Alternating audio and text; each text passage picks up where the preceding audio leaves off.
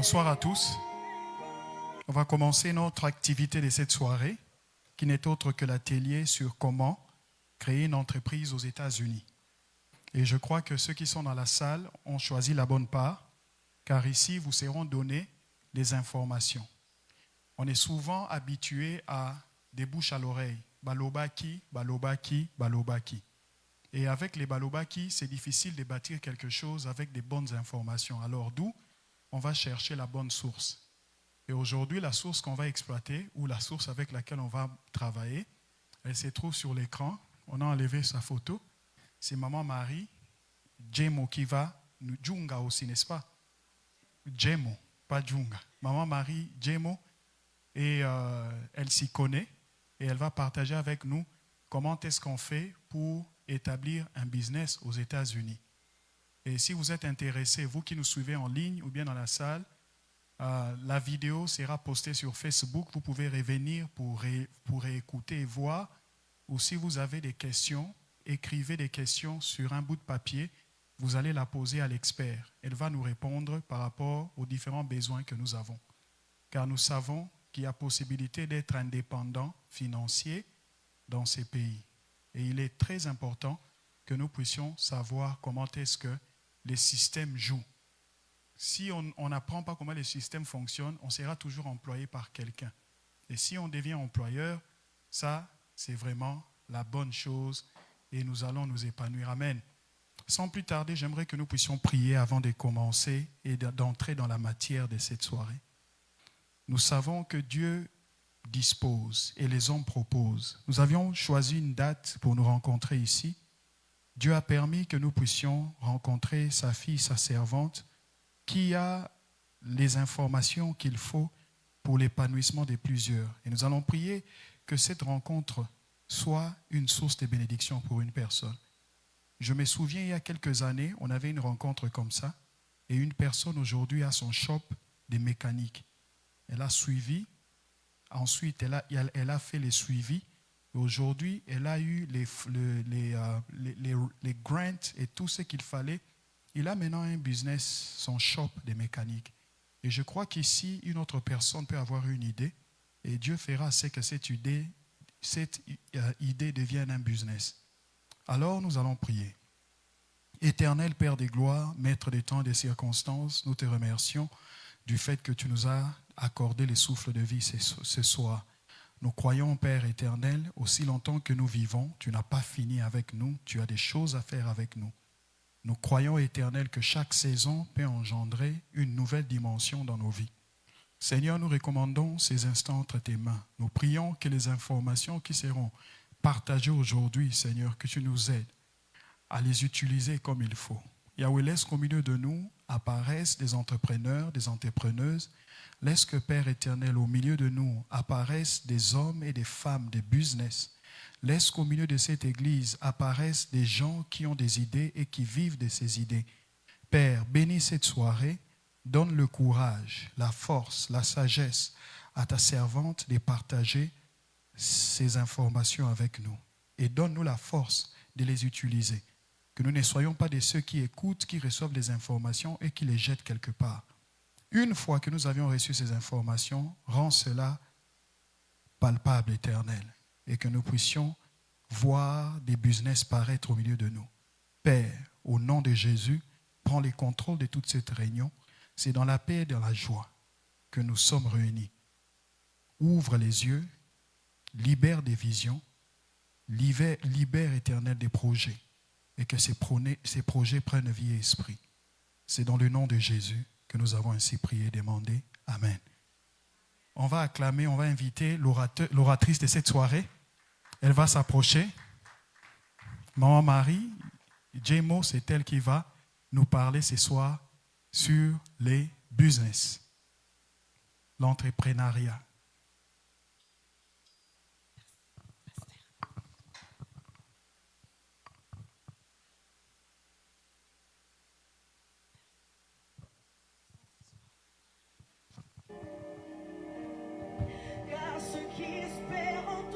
Docteur Marie Osako Djemo. Votre histoire mérite d'être racontée. Toute entreprise prospère commence par une histoire. Une histoire de vision, de courage et de détermination. Pour Dr Marie Osako-Djemo, cette histoire a commencé bien avant qu'elle ne devienne PDG, auteure, éditrice, stratège commerciale internationale, servante de Dieu et mère de 3 magnifiques enfants. Dr Marie a obtenu son diplôme d'État à l'Institut Njanja de Bel-Air, Lubumbashi, et sa licence en économie et gestion financière à l'Université de Lubumbashi, RD Congo. Elle a également obtenu son master en économie et commerce et investissement à l'Université de Pretoria, Afrique du Sud, et un doctorat en business administration à l'Université Argosy de Chicago, États-Unis. Son parcours est fait de passion, de persévérance et de conviction que chaque voix mérite d'être entendue. Une enfance façonnée par l'entrepreneuriat. Dr Marie a découvert le monde des affaires dès son plus jeune âge. À seulement 10 ans, elle a commencé à travailler aux côtés de ses parents, apprenant à gérer et à développer l'entreprise familiale. Ses premières expériences lui ont appris des leçons qui ont façonné son avenir. Le monde des affaires ne se résume pas aux chiffres et aux transactions, mais aussi aux relations, aux services et à la communauté.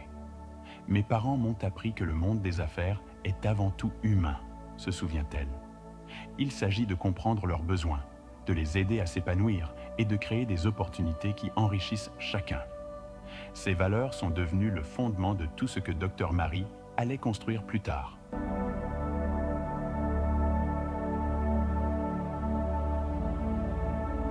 Naissance de Jodapris.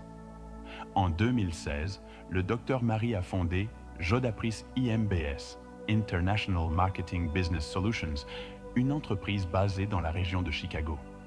Sa mission était claire, donner aux entrepreneurs, aux propriétaires de petites et moyennes entreprises, les moyens de se développer en toute confiance, localement et à l'international.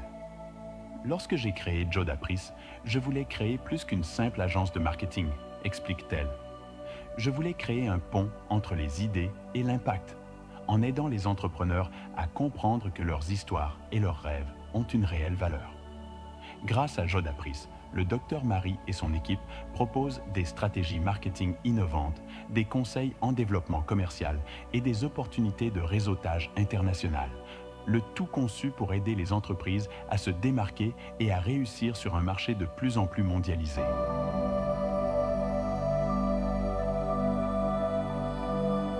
Jodapris Magazine. Consciente que de nombreux entrepreneurs manquaient de plateformes pour partager leur parcours, le Dr Marie a lancé Jodapris Magazine, une publication qui célèbre l'entrepreneuriat, le leadership et le développement personnel. Le magazine met en lumière les histoires de chefs d'entreprise, d'innovateurs et de visionnaires qui ont un impact dans leur secteur. J'ai créé Jodapris Magazine car je crois que l'histoire de chacun mérite d'être racontée, explique le Dr Marie. Chaque numéro est un espace où nous nous encourageons mutuellement, partageons des leçons et rappelons aux entrepreneurs que leur voix compte. Lecteurs et contributeurs décrivent Jodapris Magazine comme une source d'émancipation, un lieu où l'authenticité rencontre l'ambition. Il est devenu une communauté croissante de professionnels qui comprennent que le storytelling est l'un des outils les plus puissants en affaires. Université chrétienne, Jodapris, JCU. En 2020, le Dr Marie a élargi sa vision de l'autonomisation par l'éducation en fondant l'Université chrétienne Jodapris. Cet établissement innovant allie foi, leadership et excellence académique pour préparer les étudiants à avoir un impact significatif dans leur communauté et au-delà. L'université propose des programmes en commerce, théologie et linguistique, reflétant la conviction holistique du Dr Marie, selon laquelle une véritable éducation allie croissance spirituelle, compétences pratiques et compréhension culturelle. L'éducation est l'un des moyens les plus puissants de transformer des vies, explique le Dr Marie. Avec l'Université chrétienne Jodapris, nous construisons un socle où la foi rencontre l'objectif et où les étudiants sont outillés pour diriger avec intégrité et vision. Grâce à cette université, elle continue de former de futurs leaders, qui sont non seulement des professionnels qualifiés, mais aussi des personnes bienveillantes et éthiques, animées par un objectif.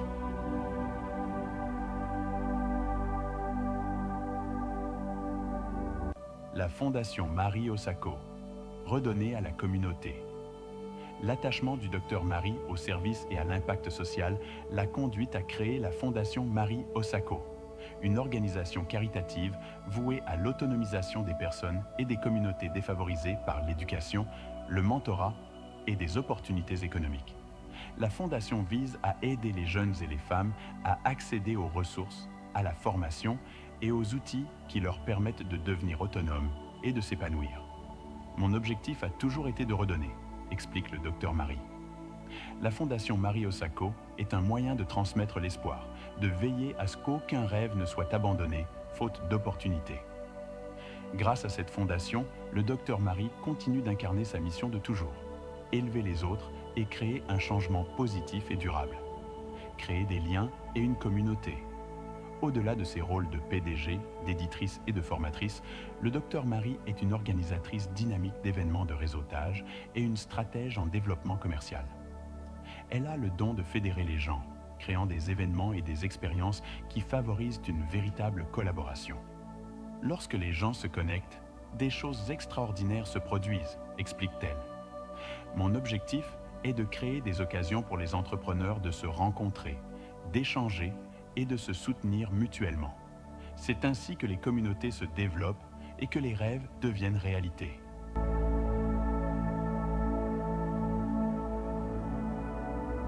S'il vous plaît, veillons accueillir Dr Osako Marie Djemo.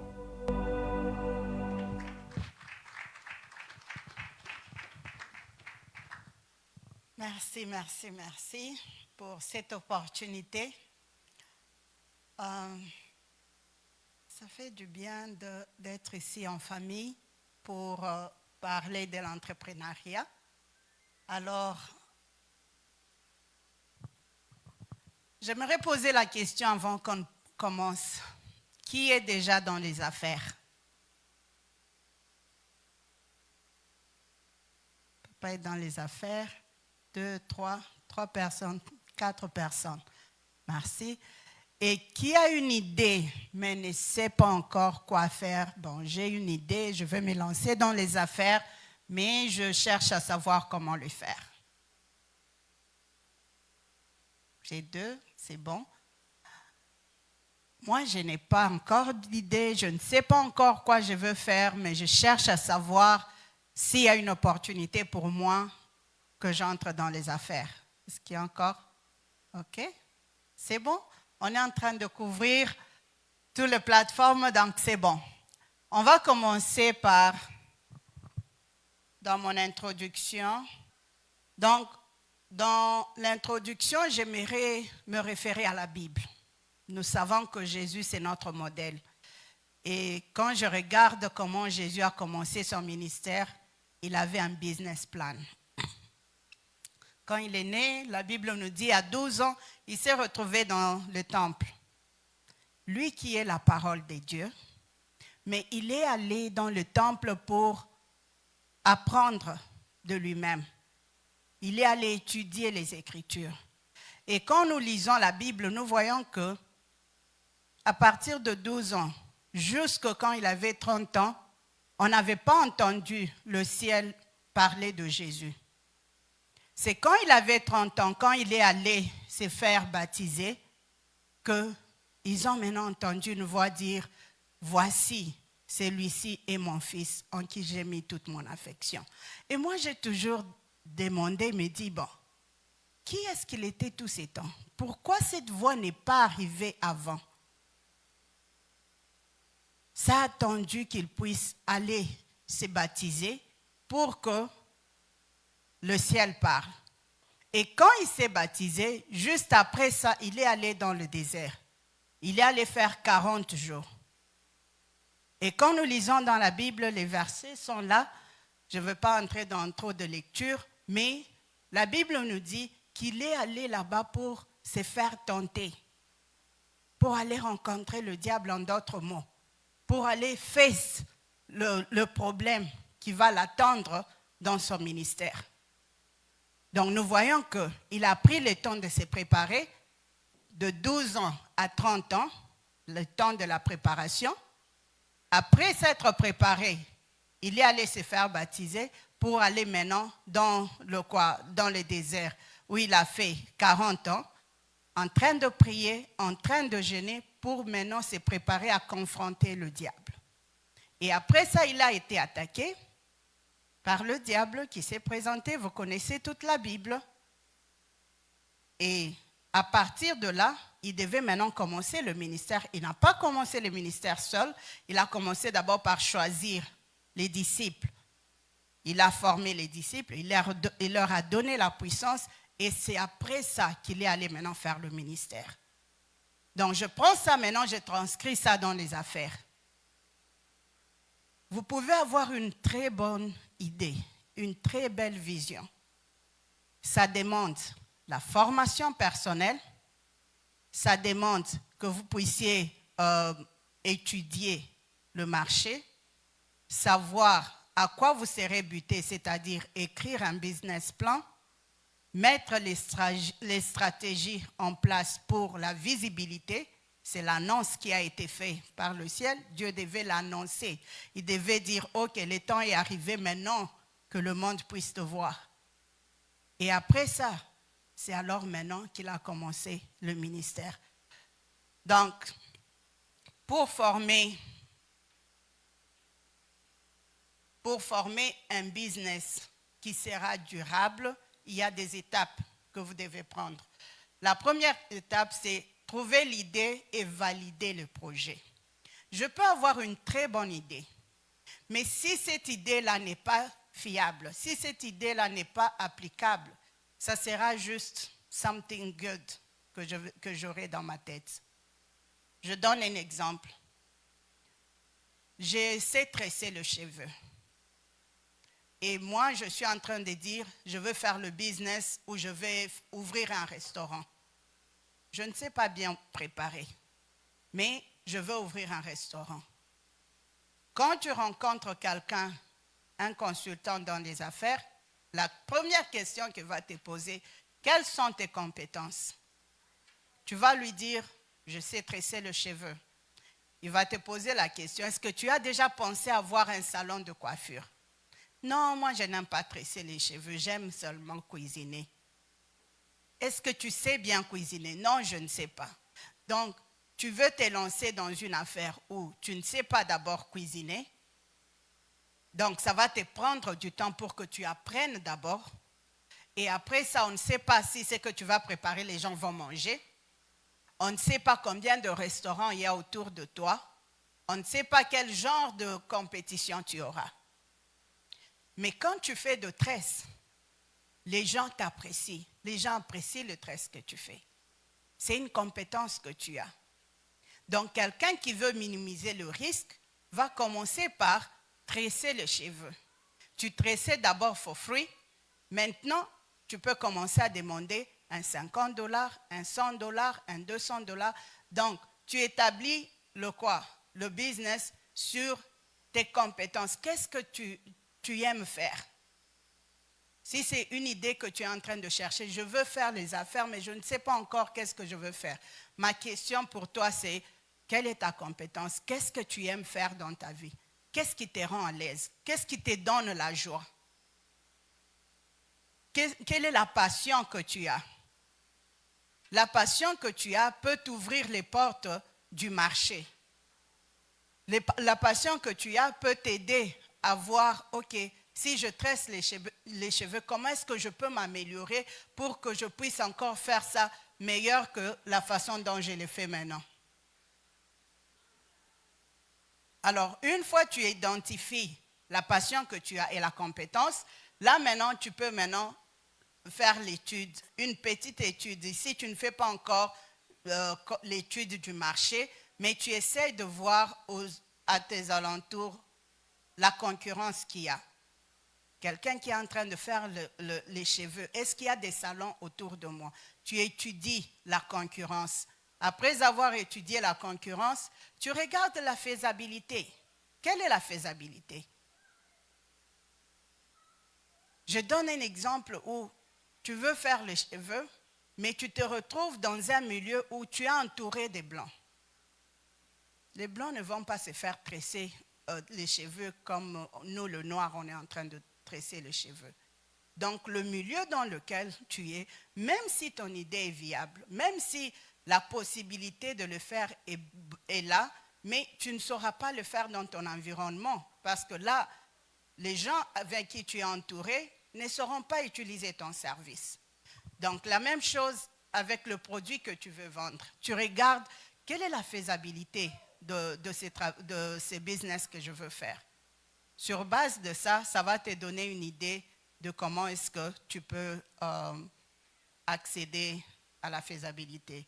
Et tu regardes aussi la construction de la proposition de valeur claire. Ici, ce que je veux dire, c'est que si le milieu est bon, je trouve que, bon, j'ai Maman Coco qui est dans le quartier, Maman Sandrine est là, j'ai quelques personnes que je connais que je peux tresser le cheveu. Maintenant, quel est le prix que je peux mettre? Est-ce que si je les charge $100, est-ce qu'elles seront en mesure de payer? Si elles seront en mesure de payer, ça c'est la valeur qui va permettre à ce que je commence ces business. Mais si Maman Coco me dit, ah Marie, moi je ne travaille pas, moi, tu sais, je peux te donner seulement $10. Or, je sais que si elle me donne $10, Maman Sandrine me donne $10, ça ne sera pas suffisant. Donc, mon idée est bonne, mais ça ne sera pas bonne pour le milieu dans lequel je suis. Donc, soit je veux trouver un autre endroit où je vais trouver des gens qui seront en mesure de payer le prix que je veux mettre pour créer un business à cet endroit-là. Donc ça, c'est quand on parle de l'idée, ce sont les quelques points qui vont t'aider à établir ça. Deuxièmement, j'ai maintenant l'idée. J'ai fait une étude, j'ai trouvé qu'il n'y a pas trop de gens de salon autour de moi, donc la concurrence est vraiment moindre et les gens qui sont là, ils peuvent acheter. Maintenant, j'ai fait l'étude du marché complet. L'étude du marché complet, qu'est-ce que ça me demande? Je cherche à comprendre maintenant le cible dans mon marché. Qui vit dans ces quartiers? Est-ce qu'il y a beaucoup de femmes qui se font tresser? Est-ce qu'il y a Donc, je commence maintenant à faire l'étude. Les femmes qui vivent dans mon quartier, comment est-ce qu'elles se présentent? Est-ce que la plupart d'elles mettent des perruques? Est-ce qu'elles se font tresser? Et quand elles se font tresser, est-ce que c'est à la main? Est-ce que c'est comment? Donc, je commence à faire l'étude du quartier pour savoir, est-ce que c'est ici que je veux planter mon entreprise? S'il y a une autre ville à côté, je trouve qu'ici, ça ne marche pas. Je peux aller dans une ville à côté pour voir quels sont les éléments qui sont là. Donc, tu commences à faire l'étude du marché pour trouver que le business que tu veux créer sera quelque chose qui va grandir. Avoir une idée, c'est très bien. Savoir que, oh, il y a un besoin, c'est très bien. Mais il faut faire l'étude du marché parce que tu peux te dire, je peux tresser, mais il y a un salon qui a déjà tous les clients. Les gens ne viendront pas chez toi qu'on ne connaît pas et laisser les gens qui connaissent depuis des années pour travailler avec toi. Ça va demander que tu puisses utiliser des stratégies pour pénétrer ces marchés-là. Et une fois tu comprends le marché dans lequel tu veux entrer, tu dois définir la clientèle. Quelle est la clientèle idéale pour toi? C'est vrai, il y a beaucoup de femmes qui font tresser les cheveux, mais est-ce que tu veux travailler avec tout le monde? Tu peux te dire que non, moi je veux travailler seulement avec l'âge de peut-être 15 ans à 40 ans. Tu fais une délimitation. Donc avant même de commencer ton business, tu dois savoir qui sera ton client. Tu ne sauras pas faire le marché avec tout le monde.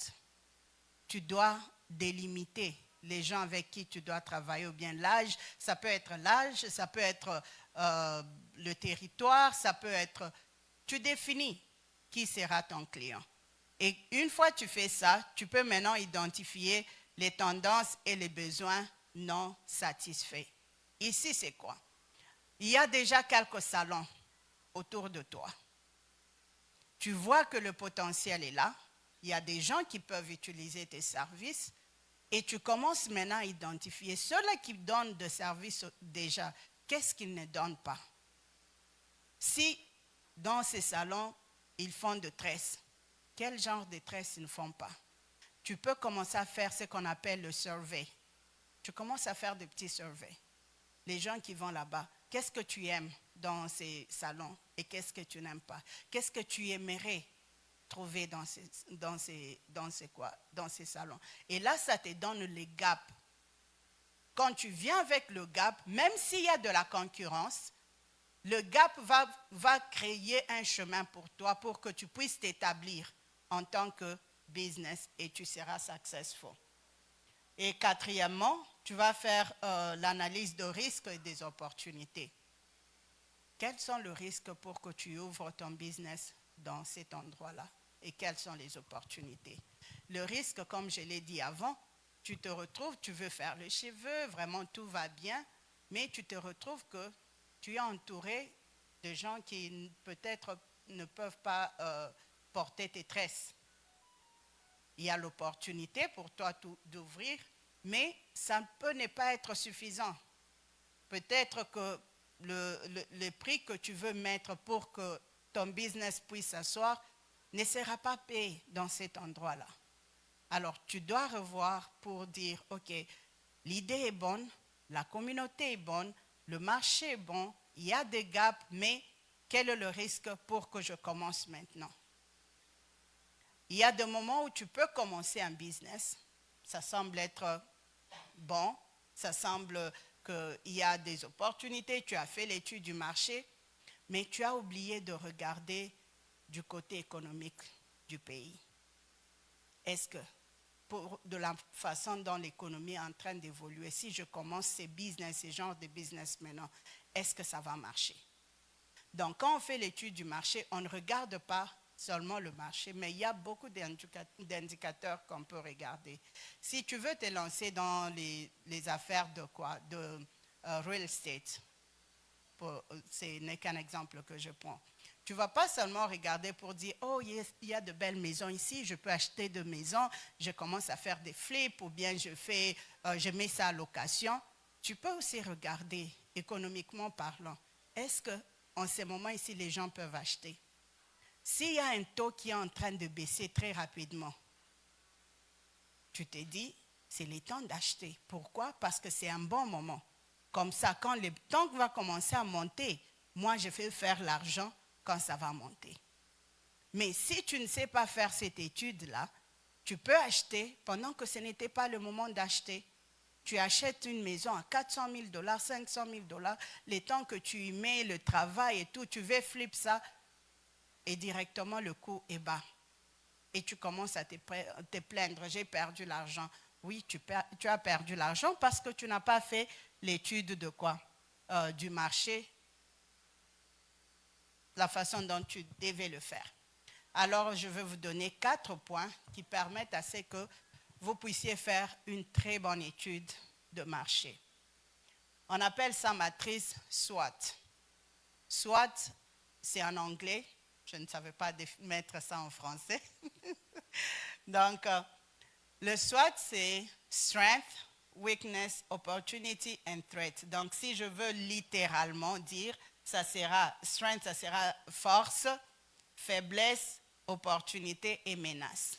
Donc, quand tu es en train de faire l'étude du marché, tu dois regarder quelles sont les forces que tu amènes dans le marché. L'idée que tu as, le business que tu es en train de faire pour le moment. Quels sont tes points forts? Si on est dans l'exemple de tresser les cheveux, peut-être toi, quand tu tresses les cheveux, les gens gardent ça pour 6 mois, c'est toujours bon. Ça, c'est un point fort. Deuxièmement, le weakness, la faiblesse. Quelle est ta faiblesse? Peut-être toi, quand tu tresses les cheveux, les gens, moi là, je ne sais même plus bouger. Les gens ne vont pas venir parce que tu tresses, c'est very tight. Ou bien tu prends des heures et des heures pour terminer. C'est une faiblesse pour toi. Les opportunités, ça peut être que il y a beaucoup de femmes qui cherchent une tresseuse. Ce sont des opportunités pour toi. Et le threat des menaces, ça peut être qu'il y a beaucoup de salons. où il y a beaucoup d'autres femmes qui commencent à faire les cheveux comme toi. Alors là, il faut voir, après avoir fait cette analyse, le SWOT analysis, là, ça va maintenant te permettre, est-ce que si je mets cette idée en place, est-ce que ça va réussir ou bien ça ne va pas réussir? Juste ces matrices SWOT va te dire si le projet que tu as va réussir ou pas.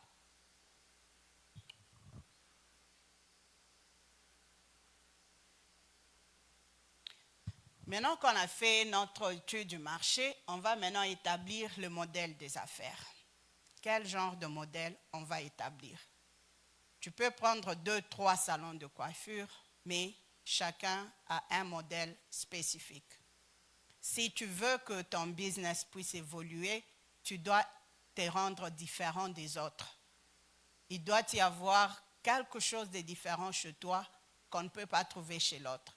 Et c'est l'élément qu'on appelle variable que tu vas mettre dans ton business model pour que tu te rendes exclusif ou bien différent des autres. Et quand on parle de différents modèles, on peut regarder l'aspect économique. Si tu veux offrir le produit, quel genre de produit tu veux offrir? Si on est en train de tous vendre le livre, pourquoi est-ce que je dois laisser les autres qui sont en train de vendre le livre et je viens chez toi? Il doit y avoir quelque chose de particulier qui va m'attirer chez toi. Parce que, qu'on se dise la vérité, si tu veux commencer un business aujourd'hui, tu ne seras pas le seul à faire ce business. L'idée que tu as, quelqu'un d'autre l'a déjà eu. Alors, pour que toi, tu puisses ne pas tomber dans les erreurs que les autres ont fait, c'est mieux d'aller étudier. C'est les gens qui ont fait ce travail avant toi.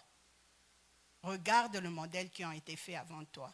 Ces salons de coiffure qui ont évolué avant toi.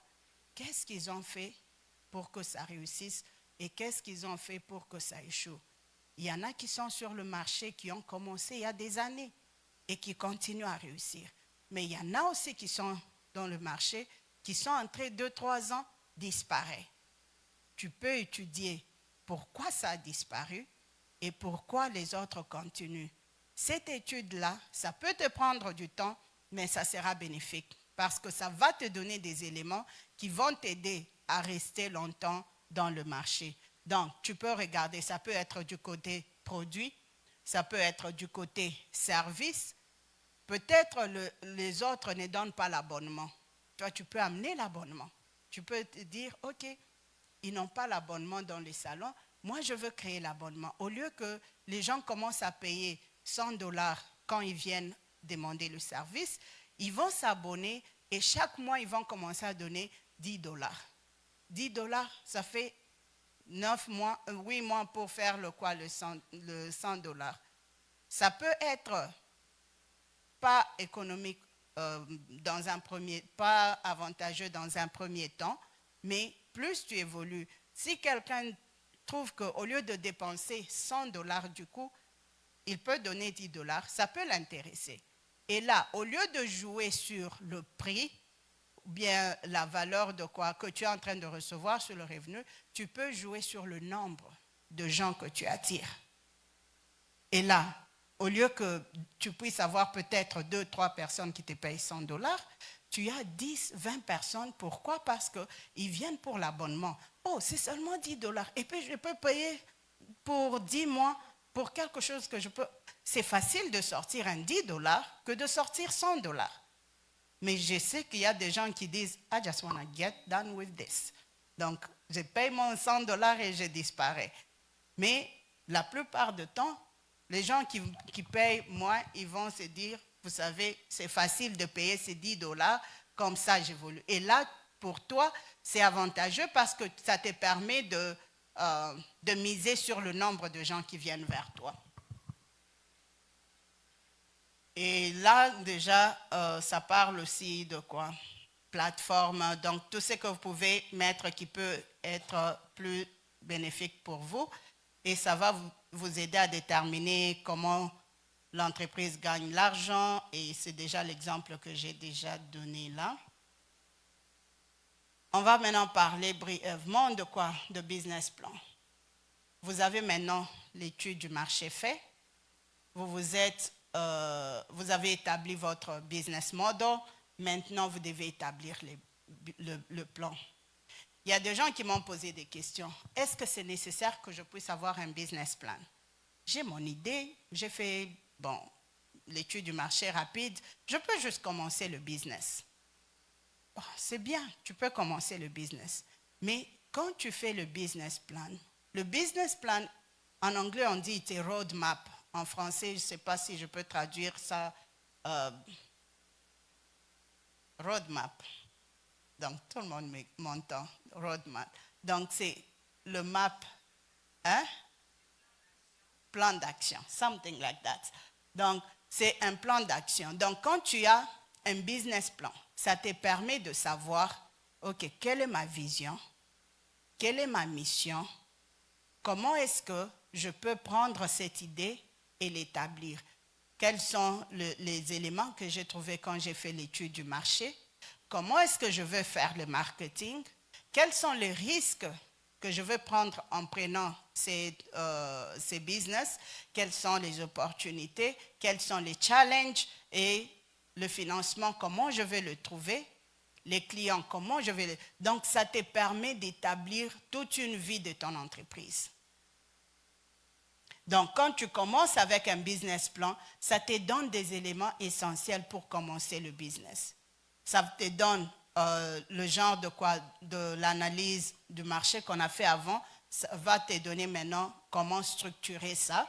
Ça va te permettre d'établir les stratégies qui vont t'aider à commercialiser tes produits, comment trouver les finances et tout ça.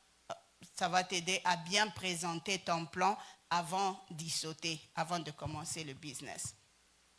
Et généralement, si tu as besoin de financement, si tu ne sais pas trouver de financement, il y a des gens qui vont recourir à la banque, aux investisseurs.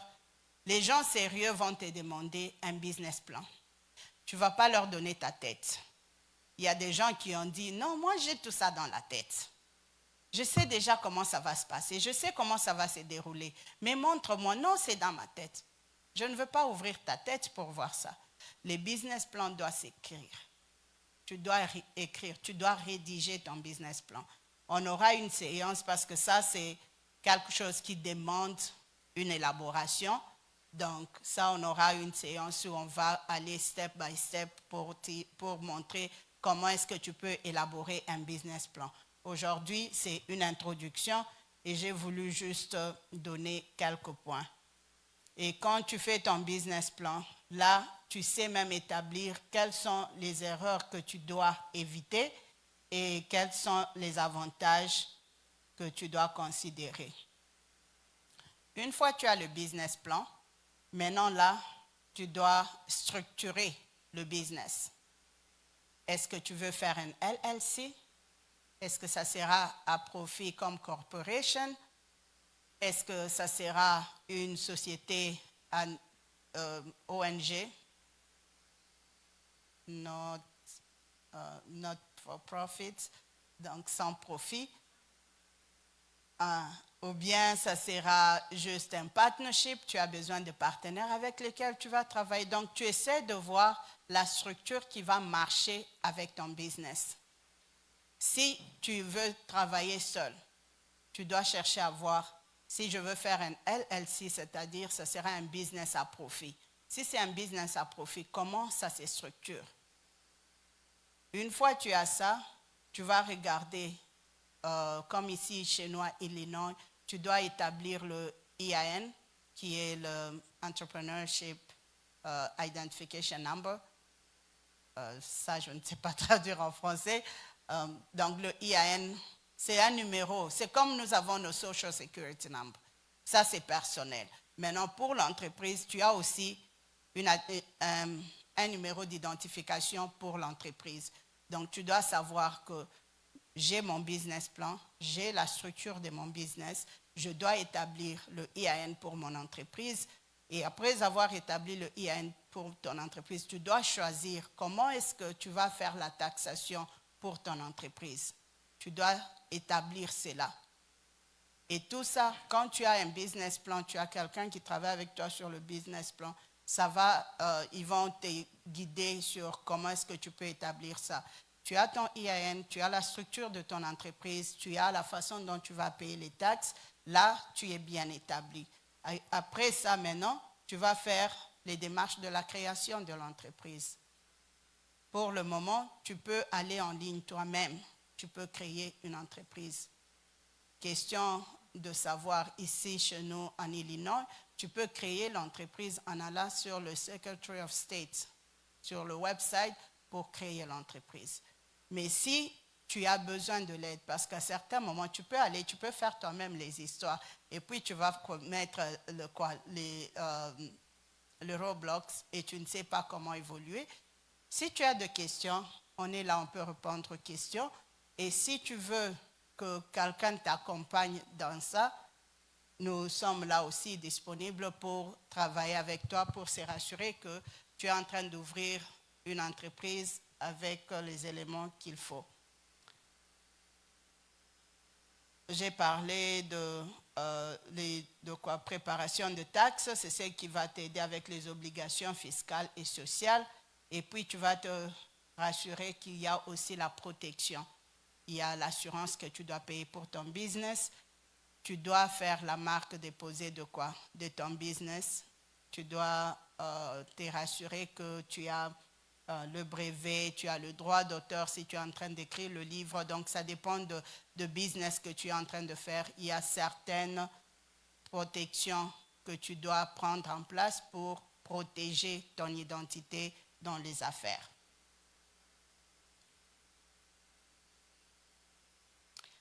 Financement. Le financement, c'est tout un cours. Donc, aujourd'hui, je vais juste parler en passant. Comme on a dit, c'est l'introduction. Il y a différentes sources de financement. Il y en a qui financent avec leur propre argent. Il y a du saving que tu as fait. Tu peux financer les affaires. Tu peux prendre de prêts aux institutions, de la banque et tout. Tu peux chercher de l'aide publique. Il y en a qui font lever des fonds en ligne. Tu peux trouver des investisseurs, quelqu'un qui peut dire « je suis intéressé dans tes affaires, est-ce que je peux investir ?» et on peut travailler ensemble. Tu peux faire le crowdfunding. Le crowdfunding, c'est du genre aide publique. Il y a sur Internet une façon d'utiliser le crowdfunding. Tu peux faire ligne de crédit. Ligne de crédit, c'est pour les gens qui ont un très bon crédit. Et on peut vous montrer comment est-ce que vous pouvez appliquer pour certaines cartes. Là, vous n'êtes pas dans les dettes, mais si vous savez utiliser votre carte de crédit, ça va vous permettre d'avoir cet argent over and over and over again. Alors, le financement, pour que vous puissiez être en mesure de convaincre les investisseurs, vous devez avoir un très bon business plan. Ça retombe encore sur le business plan.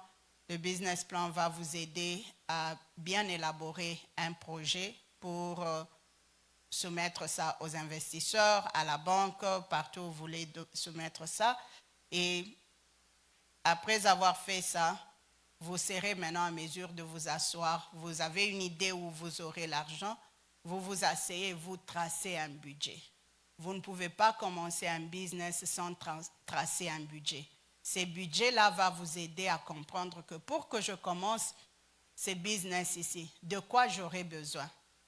J'aurai besoin de ABCD. Combien ça coûte? Tu fais maintenant la recherche de prix et tout. J'aurai besoin du building ou bien je vais faire ça en ligne. J'aurai besoin d'un website. J'aurai besoin de faire la commercialisation avec les réseaux sociaux. Tu établis un budget. Si je dois commencer ce business, ça va me coûter peut-être 10 000 $. C'est quand tu connais ton budget que tu peux maintenant chercher le fonds, trouver le financement. Parce que si tu te dis, OK, je veux commencer le financement sans avoir un budget, tu peux avoir 1 000 $, tu peux avoir 10 000 $, mais si ton business a besoin d'un 100 000 $, tu es dans le real estate, toi tu as 10 000 $. Tu as l'argent, mais ça ne sera pas suffisant pour faire ton business. Ou bien tu peux commencer, ça peut t'aider à commencer. Tu as acheté peut-être un building. Maintenant, quand on vient te dire, maman, tu dois faire un website pour que tu commences maintenant à présent. Ah, ça va me coûter encore combien? Tu dois mettre les réseaux sociaux, tu dois avoir un Facebook, tu dois employer quelqu'un qui va faire tes publicités. Ah, ça aussi. Ça va être compliqué, hein? Ça va être compliqué parce que tu n'as pas fait un budget avant. Donc, quand tu fais ton business plan, ça te permet aussi d'introduire le budget.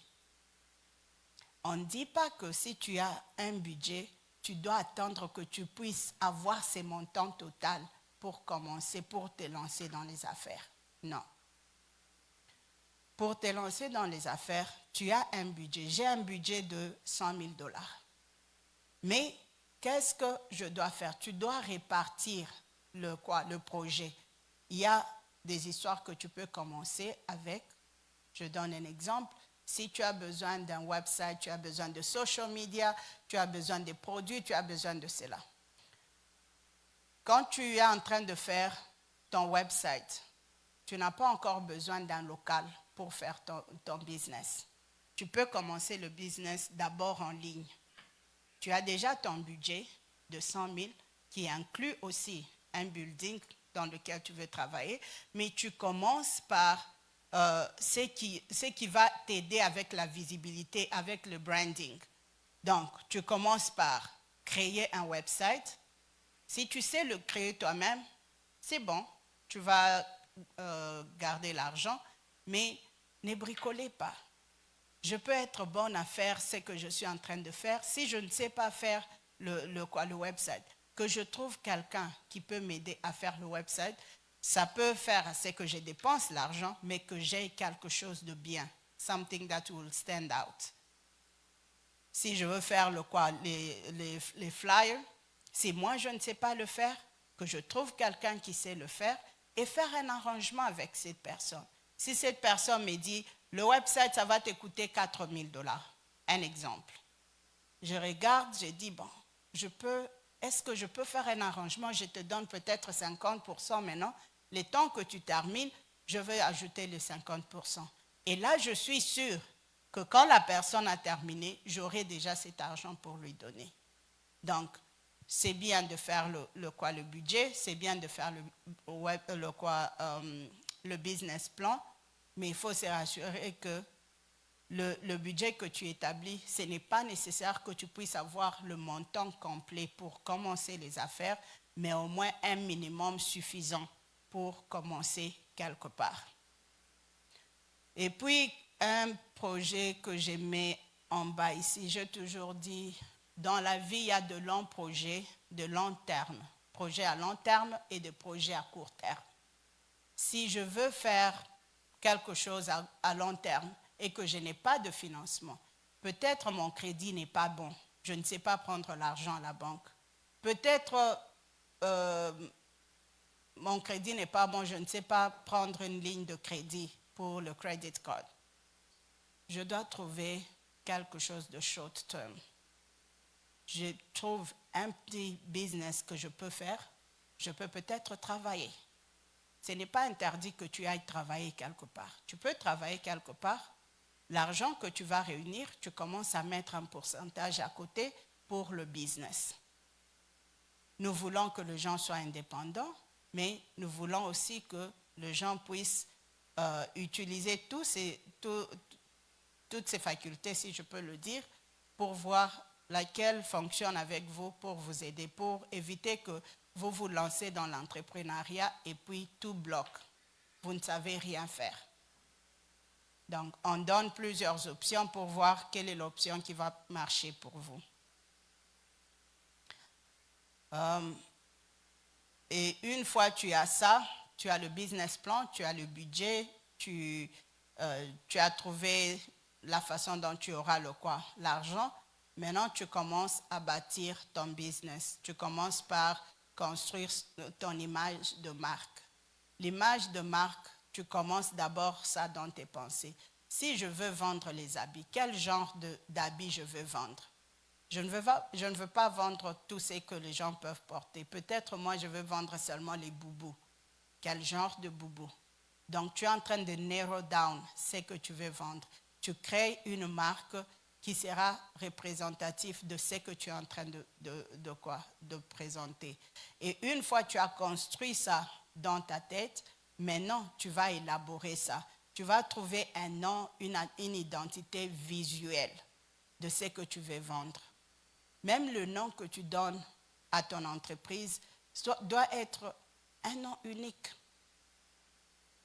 Aujourd'hui, si vous mettez Jodapris sur Internet, il n'y a que nous, Jodapris. Vous n'allez pas trouver un autre Jodapris, à moins qu'ils aient piraté. Pourquoi? Parce que j'ai pris les noms de mes enfants et j'ai mis ensemble. Donc, vous trouvez quelque chose qui est unique. Vous pouvez trouver quelque chose qui est là dehors, mais vous ajoutez at least un élément pour que, quand on est en train de vous chercher, on sait vous retrouver facilement. Vous créez un site web qui va vous aider à avoir une présence sur les réseaux sociaux. Vous développez une stratégie marketing efficace. Nous, comme on a une agence de marketing, on couvre plusieurs aspects, mais ça a pris du temps pour que nous puissions couvrir tous les aspects. Quand tu commences, tu n'as pas besoin de couvrir tous les aspects. Quand tu commences, tu peux commencer avec le YouTube. Les gens ont besoin de vidéos ces jours-ci. Tu peux commencer avec des Facebook. Tu peux commencer avec des interviews. Avec nous, nous faisons des interviews, nous vous mettons dans des magazines, nous faisons vos réseaux sociaux, nous faisons vos YouTube vidéos et tout ça. Mais quand tu veux faire pour ton business, tu dois regarder qu'est-ce qui va bien marcher dans un premier temps, parce que là, je n'ai pas encore beaucoup d'argent.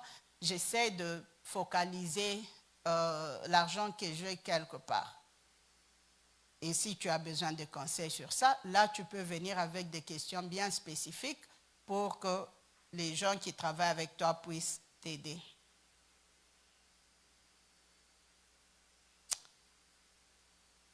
Et une fois que tu as tout ça, tu es maintenant prêt à te lancer dans les affaires.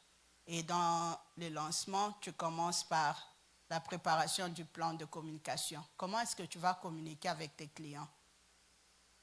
Il y a ce qu'on appelle email marketing.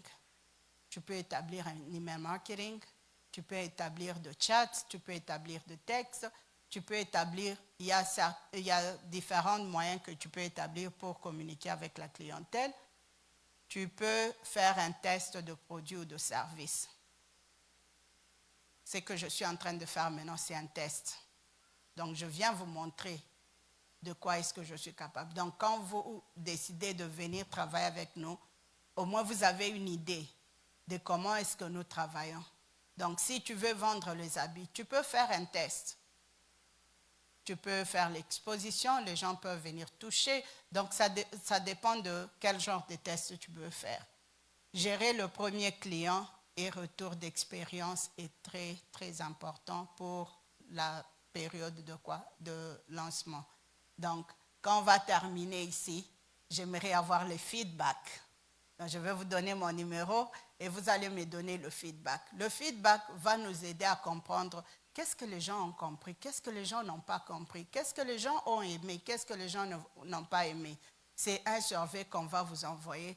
Et quand vous nous donnez le feedback, ça nous aide à nous améliorer pour que prochainement, quand on fait une autre présentation, on va essayer de voir, OK, ça, il faut qu'on évite. Ça, il faut qu'on améliore.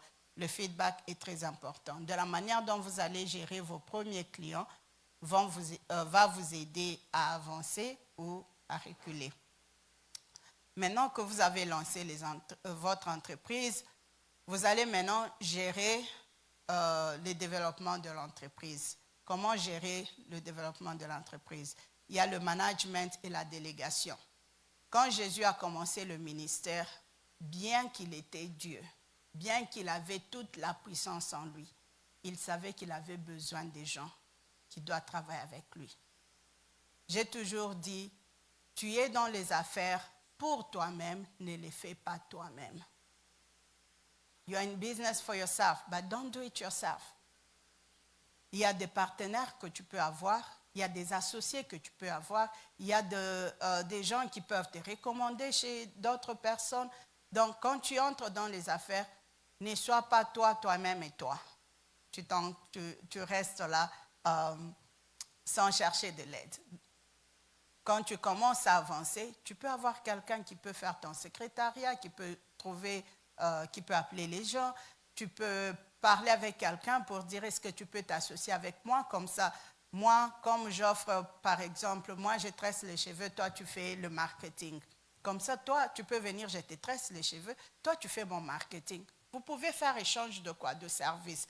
Vous pouvez chercher à fidéliser de clients, dans le sens que je peux vous offrir 20%. Pour tout celui qui va acheter mon livre aujourd'hui, je te donne 20%. Ça, c'est une promotion que je fais pour vous attirer. Vous allez venir, c'est vrai, je vais manquer le 20% que je viens de donner comme promotion, mais aussi ça va vous attirer. Pourquoi? Parce que c'est un prix qui est moindre pour aujourd'hui. Donc prochainement, quand vous allez venir avec cet aspect de dire qu'est-ce qu'elle peut offrir aujourd'hui. Il y aura une attente. Et dans cette attente-là, je dois trouver quelque chose d'autre pour vous offrir. Oh, le cours commence maintenant. OK, tout celui qui va s'enregistrer d'ici décembre aura par exemple 25% de promo, de quoi? Comment on dit discount? Remise, réduction, voilà, dans le prix. Ça te permet à garder les clients, venir, ils vont continuer à venir. Aussi, innover et s'adapter au marché. L'innovation, la créativité est très importante parce que les histoires changent. Quand on avait commencé le business en 2016 et aujourd'hui, c'est complètement différent. Du fait que nous sommes dans le marketing, aujourd'hui, là, les gens trouvent qu'ils peuvent market themselves. Ils peuvent faire le marketing eux-mêmes.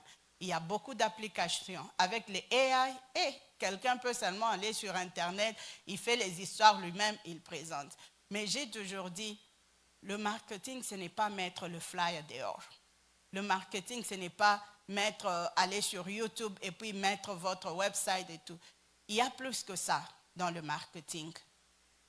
Donc, ça demande à ce que vous puissiez innover à tout moment, créativité très avancée. Pensez à l'internalisation. Donc, quand vous commencez vos affaires, vous pouvez commencer à Champaign, mais ne restez pas à Champaign. Allez-y maintenant Chicago, avancez. Donc, vous avancez, vous êtes en train de grandir au fur et à mesure que votre entreprise grandit. Et en dernier lieu, l'entrepreneur et sa croissance personnelle. Ça, j'ai commencé au début et puis je termine encore avec ça. Tu dois te rassurer que tu es en train de développer ta connaissance, veiller sur ta santé, se rassurer que si toi tu vas mal, ton business ira mal. Mais si toi tu vas bien, ton business ira bien. Tu ne restes pas sans dormir pendant 10 jours, 20 jours, pendant que ton brain est en train de go down et tu penses que tu vas faire bien ton business, tu vas perdre la productivité. Donc, quand tu prends soin de toi-même, tu vas aussi prendre soin de ton business. Tu vas te rassurer que tu es en train de gérer le stress et l'incertitude. Tu ne vas pas faire le business avec une incertitude quelconque. Si tu n'es pas sûr, cherche les gens qui peuvent t'aider avec la certitude. Si tu sens qu'il y a le stress, trouve les gens qui vont travailler avec toi pour alléger le stress. Tu dois trouver l'équilibre entre ta vie professionnelle et ta vie personnelle. C'est très important. C'est très important que tu continues à apprendre et à t'entourer des bonnes personnes. Nous avons parlé brièvement du marketing. Nous avons dit avec AI, vous pouvez aller en ligne, vous pouvez créer les histoires et vous pouvez présenter sur les réseaux sociaux. Mais ce que vous faites là, ça peut ne pas être le marketing. Pourquoi ne pas prendre un certificat de marketing, digital marketing? Comme ça, tu apprends à faire le marketing. Si tu veux faire l'analyse de données, prends un certificat d'analyse de données. on n'arrête pas d'étudier. Étudier, c'est juste que on étudie jour après jour. On ne peut pas dire, ah, j'ai grandi, je ne sais plus étudier parce que... Non. On étudie chaque jour. Et sur base de ça, j'ouvre une petite parenthèse. On a besoin des étudiants pour l'université. Donc, l'école est ouverte déjà. On est en train d'enrôler. On commence au mois de janvier, mais on est en train de prendre les inscriptions maintenant. J'ai voulu à cette étape parler d'un point qui est important. La répartition de générations. Nous avons la génération alpha, nous avons la génération Z, Y, X et tout ça. C'est très important que tu regardes dans quelle colonne tu te retrouves. Si tu es, à supposer, tu es un baby boom. Si tu es un baby boom, pendant leur naissance et pendant qu'ils grandissaient, la technologie n'était pas aussi forte qu'elle est pour le moment.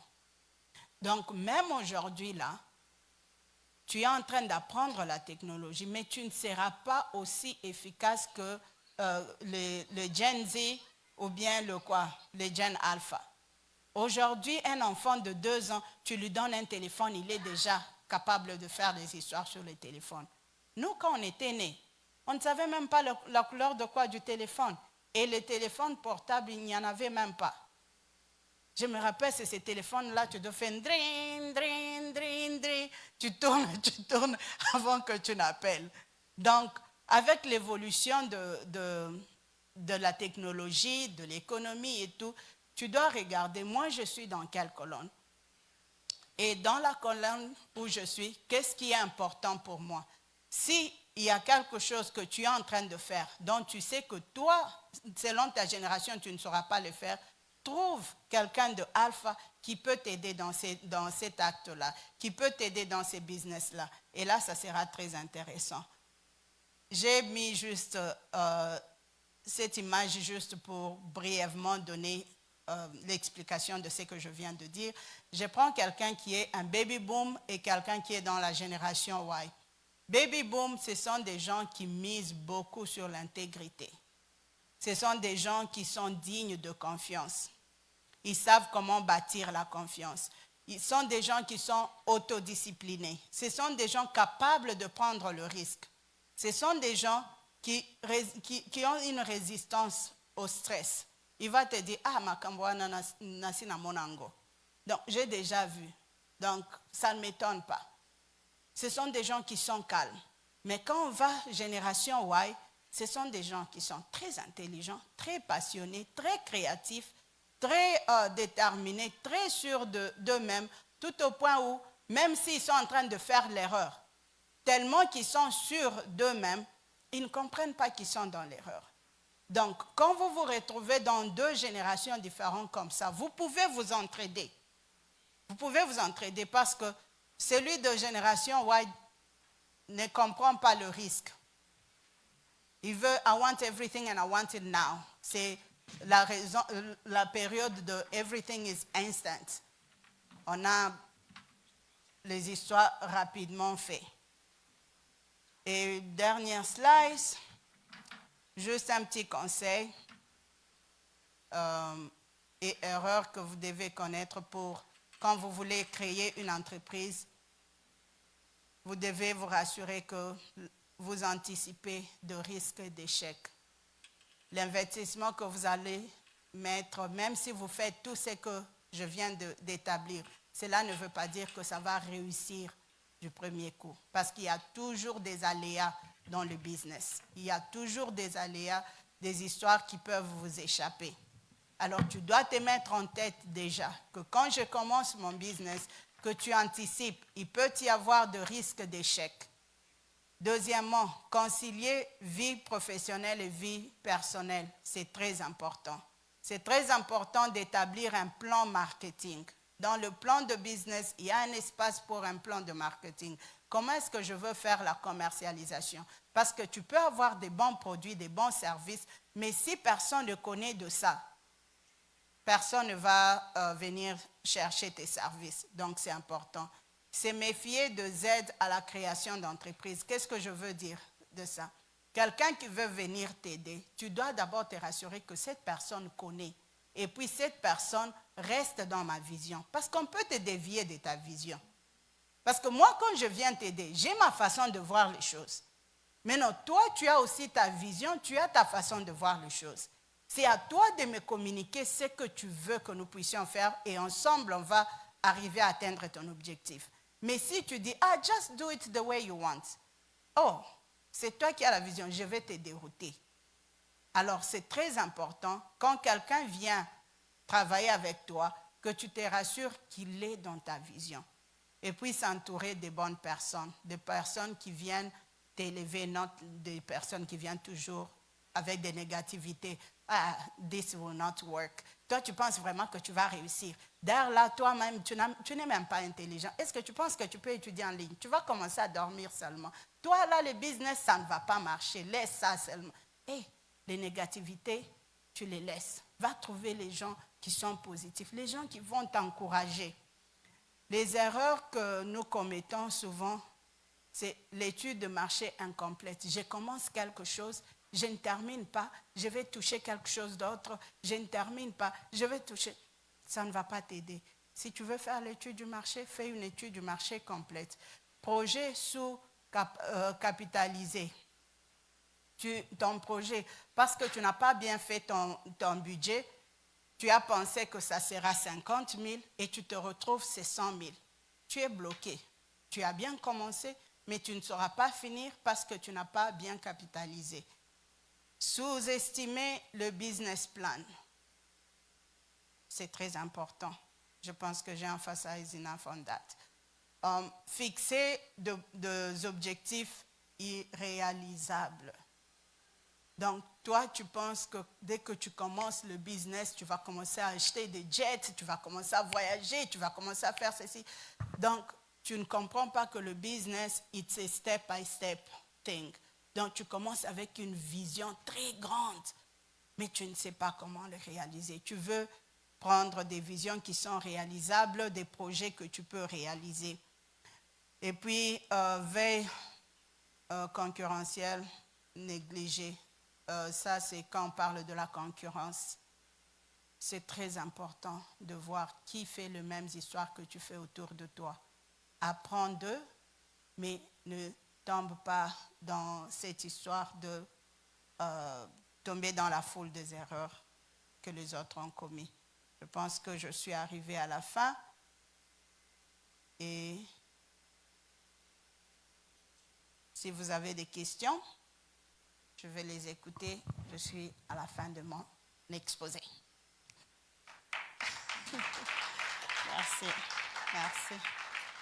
Merci bien. Donc, je vais prendre une chaise si ça ne vous dérange pas. Comme ça, je vais prendre vos questions ici.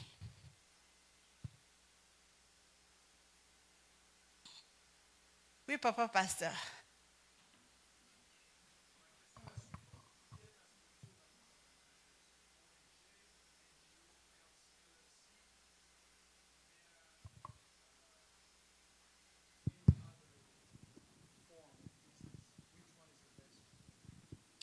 Merci pour la question. La structure de business dépend de ce que vous êtes en train de faire. Si je veux faire une aide humanitaire, je ne peux pas créer un LLC. Ça, c'est ipso facto le non-profit. Parce que je vais, avec le temps, appliquer pour les grants, appliquer pour de l'aide qui va m'aider à accomplir ma mission. Donc, quand tu es en train d'établir la structure du marché, tu veux aussi voir plus loin. Pas seulement au jour où tu crées, mais aussi l'avenir. Qu'est-ce que je peux faire de cette entreprise? Et fiscalement parlant, c'est quoi les bénéfices, par exemple, de la différence entre ONG et LLC? Merci. Donc, quand tu as le LLC, ça, c'est une structure à profit. Donc là, je suis en train de faire mes affaires et il y a un profit et je paye IRS la taxe. Mais quand je fais les ONG, ça, c'est une entreprise humanitaire. C'est-à-dire, je viens aider la société, la communauté. Et parce que je viens aider la communauté, IRS te donne l'exemption de payer la taxe. Donc, tu appliques pour un forme qu'on appelle 501c et ça va te permettre à ce que tu sois exempt pour payer la taxe. Ce qui fait que tu peux prendre ces 501c, tu peux aller même à Walmart. Tout ce que tu vas acheter, ça sera tax-free. Parce que tu ne peux pas payer la taxe sur l'aide que tu es en train de donner à la communauté. OK. Est-ce que je serai aussi contraint de retourner un bilan financier ou bien budgétaire à la fin de l'année? Oui, chaque fin de l'année, tu dois établir, même si tu ne payes pas la taxe, mais tu dois établir le rapport. Parce que pour que ARS sache que tu es en train de travailler, tu es en train de fonctionner, tu dois soumettre le rapport chaque année. Comme si on est en train de filer des taxes, mais seulement tu es exempt de taxes. Merci. Je vous en prie.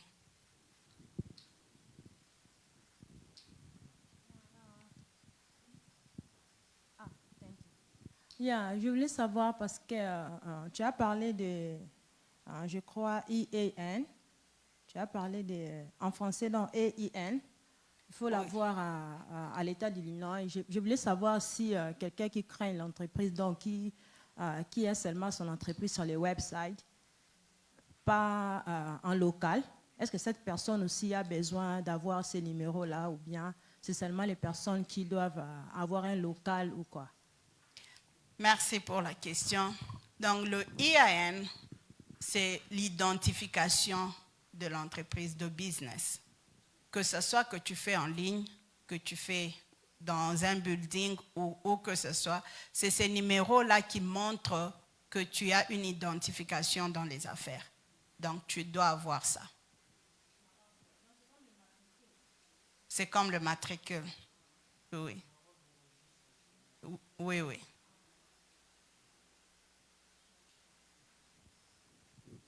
Oui, papa. Merci. Ma première question est... S'il vous plaît, oui. Je pense que si vous pouvez donner votre nom, comme ça on sait qui est en train de parler. Je m'excuse. Je devais commencer avant vers ça, mais ça tombe sur vous. Oui, merci beaucoup. Je me prénomme Bermond. Ma première question est, est-ce que vous êtes une solution pour de jeunes entrepreneurs dans la ville ou pour ce pays, particulièrement du côté francophone? Ça, c'est une très bonne question. J'ose croire que c'est la raison pour laquelle on est en train de faire cet atelier, parce qu'on veut donner la connaissance à la jeunesse. Oui, nous sommes une solution. Il y a des histoires que nous allons apprendre à la jeunesse, mais il y a aussi des histoires que nous allons apprendre de la jeunesse. Oui, c'est une chance d'être présent dans la salle et apprendre beaucoup de choses que nous ne prêtons pas l'attention par vous.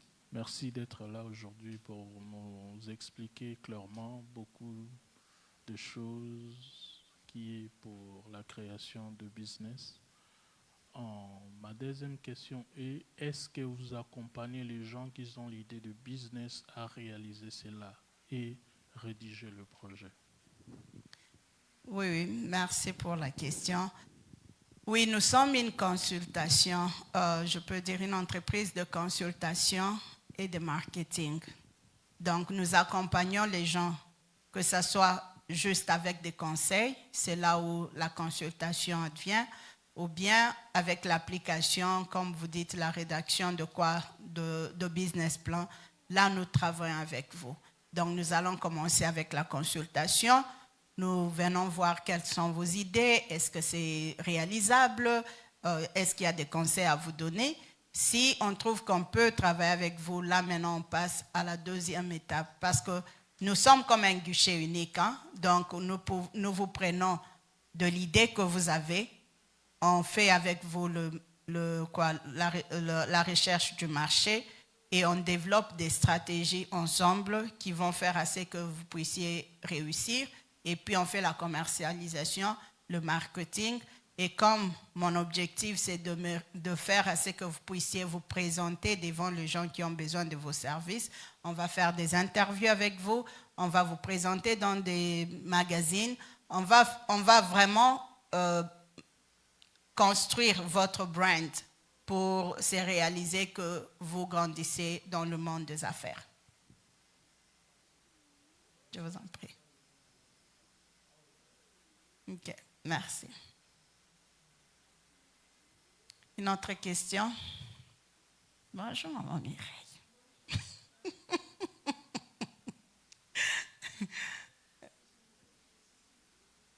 Ok, c'est bon. Une autre question? Yes, Marie, Maman Olga, j'ai une préoccupation, une question que je voulais poser. Vous avez parlé ici que vous aidez tout et tout, vous avez parlé.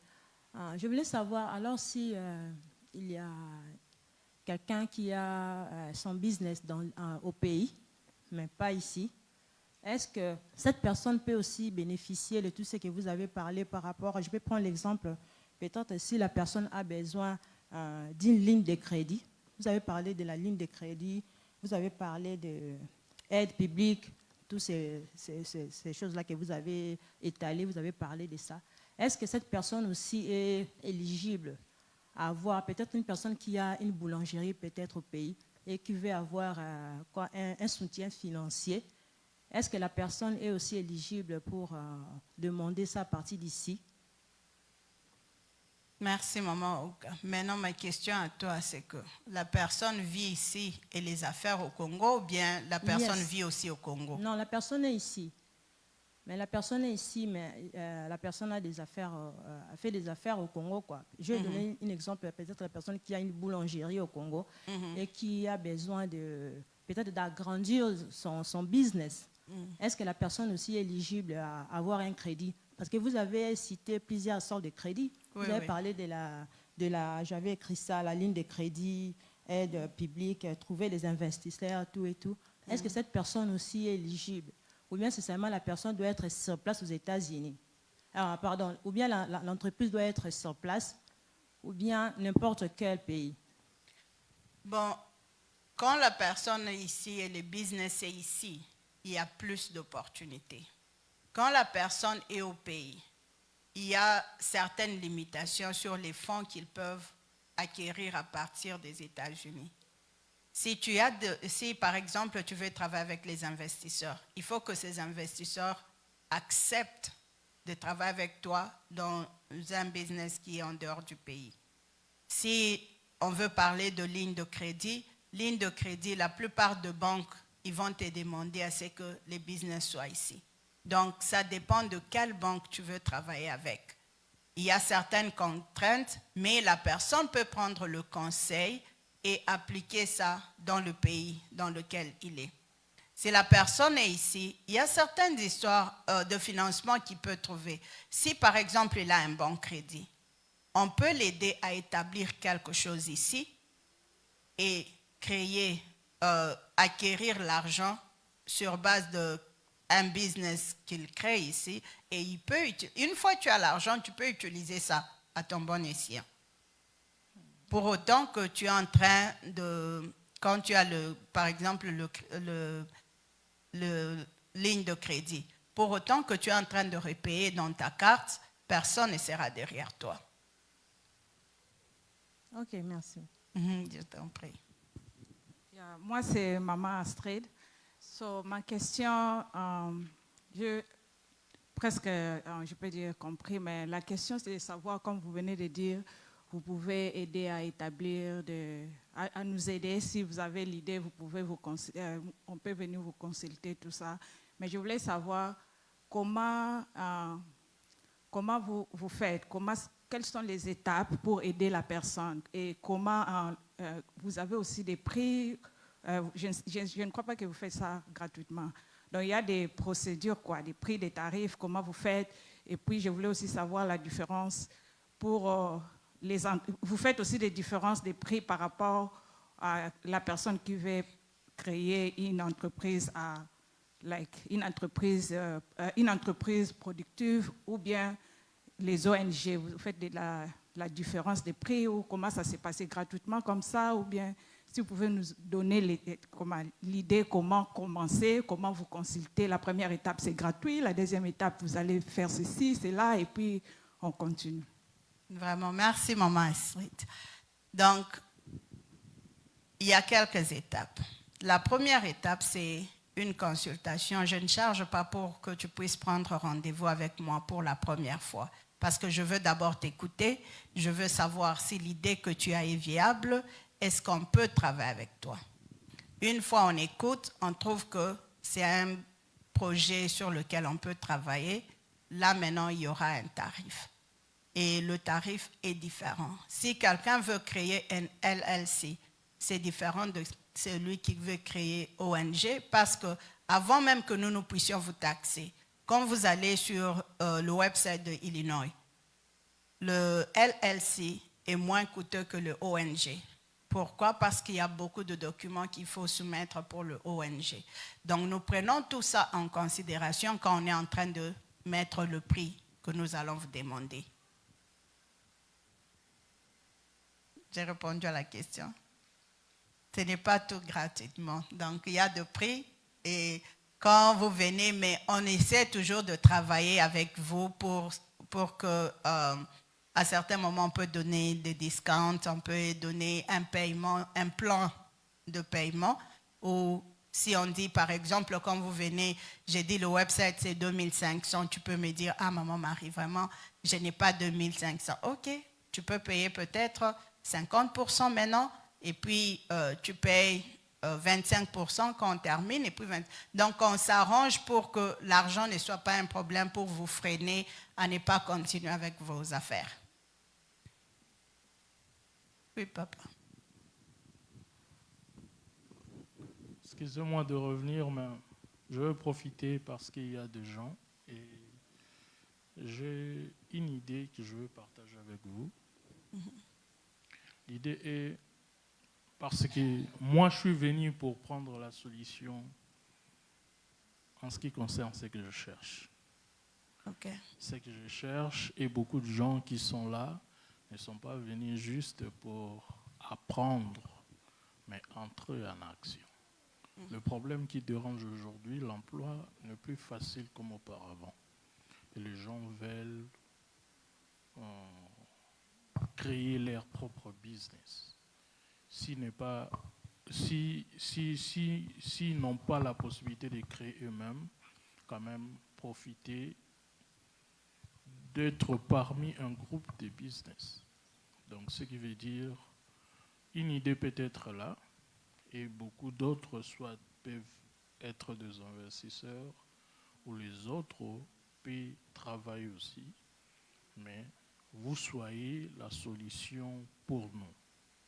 Alors moi j'ai beaucoup d'idées business. Cela demande un budget.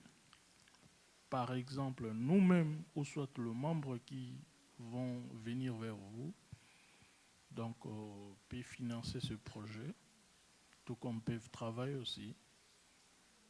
Mais j'aimerais que vous soyez une solution pour des idées des affaires.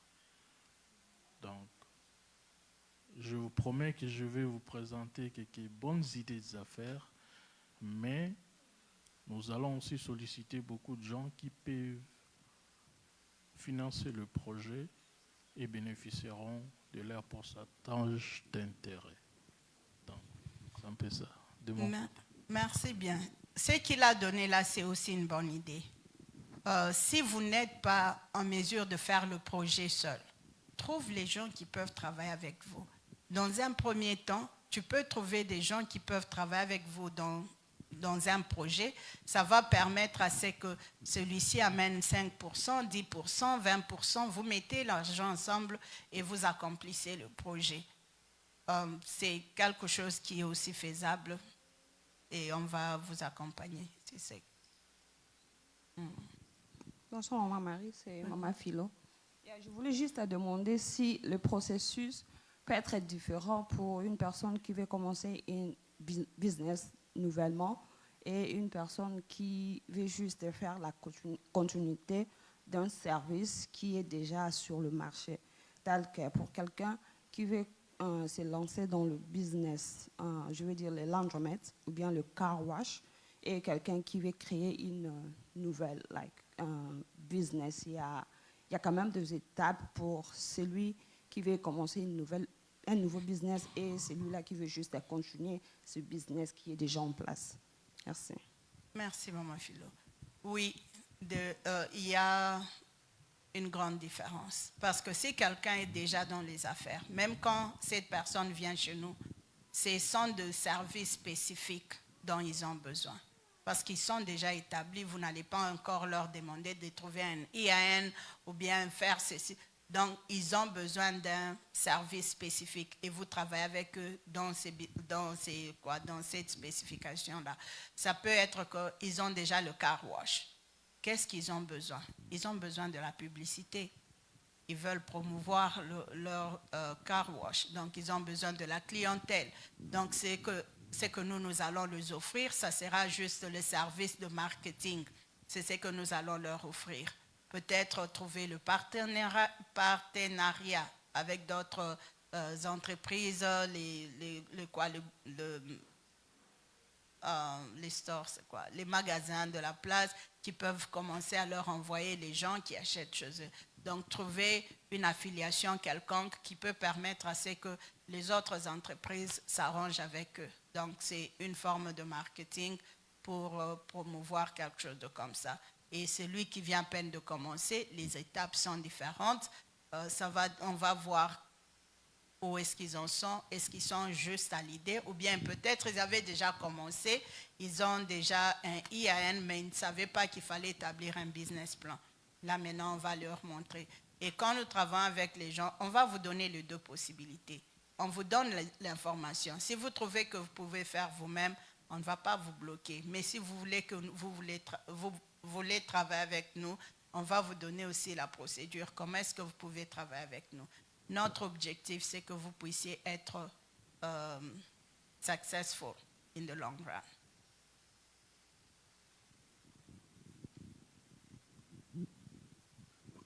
Bonjour maman, moi c'est maman Coco, j'ai une question. Pour venir vous voir, il faut seulement avoir une idée de ce qu'on veut faire, ou bien même qu'on n'a pas d'idée, je ne sais pas quoi faire, mais je veux me lancer dans quelque chose. On peut venir aussi vous voir, ou bien on doit avoir déjà une idée de ce qu'on doit faire. Merci maman Coco. Il y a des moments où j'ai parlé avec des gens qui n'avaient aucune idée. Ils ne savent pas ce qu'ils vont faire. Et on revient au premier slide. Ma question sera, tu es passionné par quoi? Qu'est-ce que tu aimes faire? Donc, on aura des petites questions qui vont nous aider à te guider. Parce qu'à certains moments, tu peux avoir un talent en toi sans le savoir. Ça peut être que tu aimes beaucoup lire. Tu aimes beaucoup la musique. Quel est le talent qu'on peut dénicher derrière la passion que tu as? Ça aussi, c'est quelque chose que nous pouvons faire. Donc, tu n'as pas besoin d'avoir une idée bien concrète. Dans la causerie, on peut suggérer certaines histoires sur base de comment la causerie peut partir. Merci. Ok. Bonjour, maman Marie. Bonjour. Moi, c'est maman Gisèle. Je vais essayer un peu de m'allier aux autres par rapport à ce qu'ils sont en train de dire pour le suivi. Ok. Au stade de conseil, tu dis quand tu viens, on te donne des conseils, tu ne payes rien. Mais Première séance. La première séance. Oui. Ok. Mais quand on va commencer avec toi, on ne sait pas encore si ça va aboutir ou non. Ça veut dire qu'à chaque étape, je vais commencer à payer. Et à la fin, si ça n'aboutit pas, ou bien c'est après, oui. Oui, c'est important parce qu'on veut vraiment. Important. Oui. Ou Très bien, important. vous allez suivre avec moi. Et quand ça aboutit, et maintenant là, on dit, voilà, tu as quelque chose à nous payer. Parce que si, par exemple, on dit, non, nous allons, ok, établissons le plan d'action. On établit le plan d'action, je paye. Ok, faisons ça, allons pour le financement. On me dit, non, non, tu n'as pas une ligne de crédit auquel on peut te donner de l'argent. Mais moi, j'ai déjà payé. Ça veut dire que même le petit argent que moi, j'avais pour commencer mon petit commerce, c'est parti. Alors, j'aimerais vraiment savoir que vous puissiez, parce que nous avons vraiment besoin de ça. Une deuxième, c'est autre chose, comme papa venait de le dire. Vous avez dit que quelqu'un peut venir, vous pouvez vous associer. Mais moi, je ne sais pas qui a besoin de s'associer avec qui. Non, je crois que, est-ce que vous connaissez des gens qui ont des projets et qui cherchent avec qui s'associer. Ou bien vous avez un projet, ces projets-là demandent beaucoup de gens, vous pouvez peut-être le soumettre et voir qui sont intéressés pour cette association. Merci. Merci, Maman Gisèle. Ce que vous avez dit là, c'est très, très important. Je pense que quand j'ai commencé par dire, vous avez une idée, vous avez l'argent, vous lancez dans le business et puis vous retrouvez à un niveau où l'argent que vous avez budgétisé n'est pas suffisant pour continuer avec les affaires. Et là, maintenant, vous êtes bloqué. Donc, quand vous venez dans notre premier meeting, dans cette meeting-là, on va parler, si vous avez déjà une idée, on va voir la faisabilité de cette idée. On va voir quels sont les besoins que vous avez, quels sont les risques à prendre, quelles sont les opportunités. À partir de ça, je vais aussi chercher à comprendre votre niveau de crédit, de credit score. Quel est votre credit score? Il y a plein de ressources là dehors qui dépendent seulement de chaque personne. Il y a quelqu'un qui peut ne pas avoir un très bon crédit. C'est-à-dire cette personne n'aura pas une ligne de crédit qui lui sera offerte. Mais cette personne peut avoir le loan. Donc, il y aura une possibilité d'avoir le loan. Peut-être dans un premier temps, parce que tu es un start-up, tu n'as pas de bank statement que tu peux montrer que tu es dans les affaires, ça peut être difficile. Donc, il y a d'autres venues qu'on peut utiliser. Et là, ça peut être le personal loan. Le personal loan, quand tu n'as pas un bon crédit, il faut dire que c'est difficile à avoir. Mais il y a certaines personnes avec qui nous collaborons. Nous pouvons intervenir pour dire, OK, cette personne n'a pas un bon crédit, mais nous sommes en train de travailler. C'est-à-dire, vous devez nous engager pour travailler avec vous. Quand vous travaillez avec nous, ça va prendre du temps. Si vous n'avez pas un bon crédit, vous n'avez pas l'argent que vous avez en place pour construire quelque chose. Vous avez dit, vous payez pour le business plan, vous payez pour ceci, vous payez pour cela. Oui, déjà au début, on va voir qu'est-ce qu'il faut payer et quel genre de business vous êtes en train de mettre en place pour éviter que vous payez tout ça et puis vous vous retrouvez sans argent. Parce que l'objectif, c'est que vous puissiez faire le business, pas pour que vous puissiez seulement nous payer, nous. Donc, nous, notre objectif, c'est vous aider à établir ces business. C'est pour ça qu'on doit d'abord avoir cette première consultation pour savoir, est-ce que nous voulons vous prendre comme client? Parce que dans cette première consultation, ce n'est pas seulement pour que vous puissiez nous parler, c'est aussi pour que nous puissions voir, est-ce que nous pouvons vous aider? Il faut que nous puissions voir que nous allons vous aider pour que nous faisions route ensemble. Si nous trouvons que votre idée là, ça sera compliqué.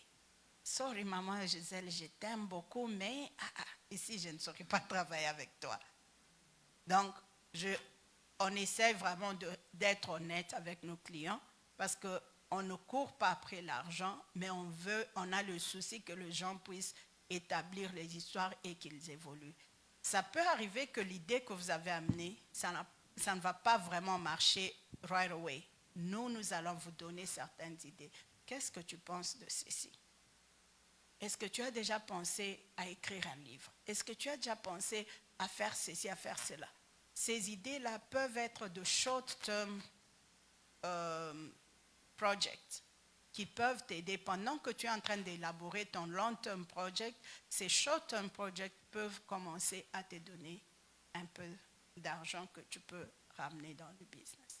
Donc, dans la première séance, on va évaluer de tous les deux côtés pour voir si vous serez en mesure de travailler avec nous ou si nous pouvons vous prendre comme client.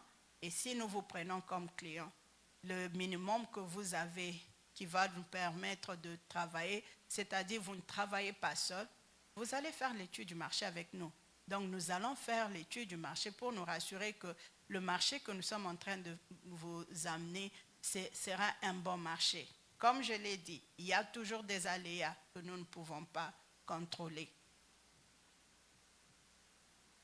Mais au moins, on va travailler avec vous pour se rassurer qu'il y a quelque chose de bon Et puis, la deuxième chose que tu as dit, est-ce que nous avons des gens pour la collaboration? Je vais vous suggérer. Est-ce que ça sera bon que nous puissions créer un groupe de WhatsApp? Ces groupes de WhatsApp, qu'est-ce que ça va faire? Il y a déjà un groupe où on avait commencé ministère et business, mais ça c'est différent. Ce que ça peut faire, c'est que si aujourd'hui je veux faire quelque chose, je peux mettre dans ces groupes et dire, moi je suis en train de chercher quelqu'un qui veut faire aussi, qui veut tresser aussi les cheveux.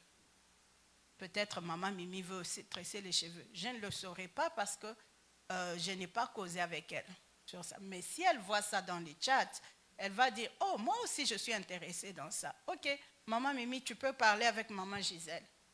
Parlez. Vous parlez, vous avez une idée. Maintenant, je viens m'asseoir comme la troisième personne et ensemble, on commence à travailler de cette manière. Donc, c'est une suggestion que j'ai. Je ne sais pas si ça sera quelque chose à considérer, ouvrir un groupe de WhatsApp pour le business.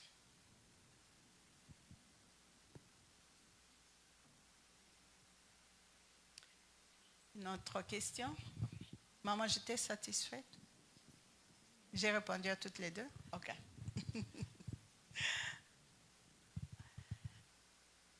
OK.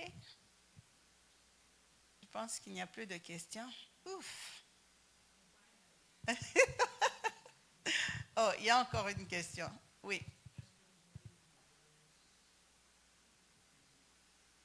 Adresse physique. Pour le moment, je n'ai pas une adresse physique parce que j'ai le marketing et tous nos clients.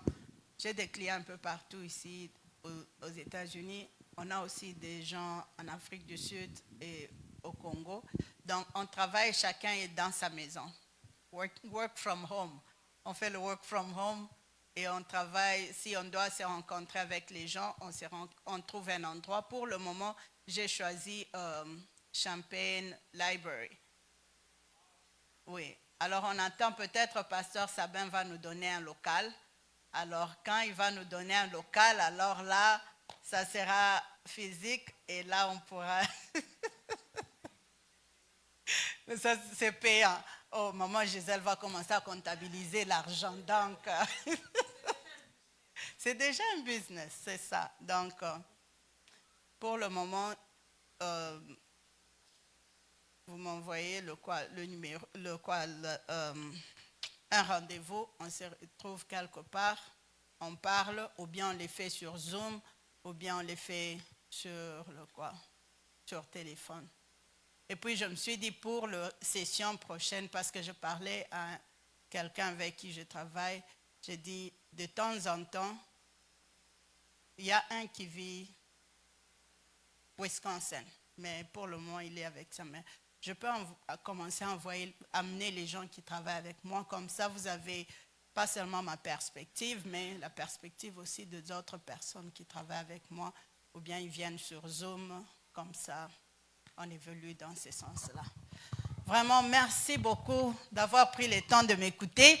Merci beaucoup, ça m'a fait du bien. Que Dieu nous bénisse. Merci au pasteur qui a créé l'opportunité. Okay. Alors, papa avait. Alors, il a dit, il va mettre quelques livres qui sont déjà disponibles. J'ai pensé amener, mais ce n'est pas arrivé. Donc, si vous voulez pre-order pour aller apprendre comment écrire le business plan ou bien le développement personnel, il va mettre là-bas. Vous pouvez voir maman Sandrine ou bien moi pour acheter le livre. C'est 45 pour le business plan et $20 pour le Who is your father, qui est ton père, pour le personnel. Et là, on va vous amener le livre après. Merci pour votre support. Alors, je crois que nous sommes arrivés à la fin de cet atelier. Et je crois que maman Marie a beaucoup parlé. Il y a beaucoup de choses peut-être qui ont échappé pendant qu'elle parlait. Vous pouvez toujours revenir sur notre Facebook page pour réécouter encore et même la trouver pour poser des questions. Et j'aime aussi cette façon de nous livrer à fouiner nous-mêmes. Elle m'a parlé de ces livres-là. Soko Lingi, so monnaie aux achats, au consulter, tu peux prendre toi-même des livres. Tu lis comment on écrit un business plan. Parce que c'est là où ça commence. Si vous voulez avoir les grants, si vous voulez avoir les loans, il faut que votre business plan tienne. Si c'est viable, ces gens vont mettre leur argent ou bien pouvoir même vous donner les grants. Vous prenez, vous ne rendez pas. Et les loans, c'est ce que vous allez rendre. Comme je l'ai dit au début, il y a un frère qui nous avait suivis lorsqu'on avait fait un atelier comme ça avec un groupe des Américains, des banques de commerce. Lui, il a commencé son garage. Il a pu avoir les grants et les loans. Il a un building, là où il loue, et il est maintenant un garagiste. Donc, les informations sont là, quitte à vous et moi, Yakolandelango, et puis que ça produise quelque chose. Je sais que les États-Unis sont très bien organisés. Il y a toujours des fonds qui traînent quelque part pour les petites et moyennes entreprises. Donc, si vous savez comment y accéder, commencez par connaître comment on écrit un plan d'affaires dès que vous connaissez, et vous pouvez vous-même vous débrouiller à gauche et à droite. Lorsque vous êtes coincé, vous pouvez la voir, poser des questions. Ici, comment je peux fignoler ces textes? Mais elle vous donne aussi un livre. Tu achètes un livre à $45, tu lis toi-même comment écrire un plan d'affaires et vous êtes prêt pour lancer votre idée. Donc, toute idée n'est pas comme ce qu'elle a dit, Nazana wana mutu. Nazana wana mutu. Il faut que ça soit écrit. Et pour présenter aux investisseurs, il y a toujours des investisseurs. Quand elle a parlé des startups, des petites entreprises qui commencent dans les garages, ça commence comme ça. Et puis vous trouvez un investisseur, il met $100,000, comme les Apple, les Microsoft. Ils ont tous commencé dans un garage jusqu'à ce qu'ils trouvent un investisseur. Dès qu'ils ont mis l'argent, aujourd'hui c'est des milliards de dollars. Et j'espère que ce sont beaucoup d'un milliard pour payer sa dîme. Amen. Pour les assombons, pasteur a tenté, la dîme c'est satanique. Non. Ici à l'église, nous trouvons ce que Dieu a mis en vous. Ne négligez pas les dons que vous avez. Même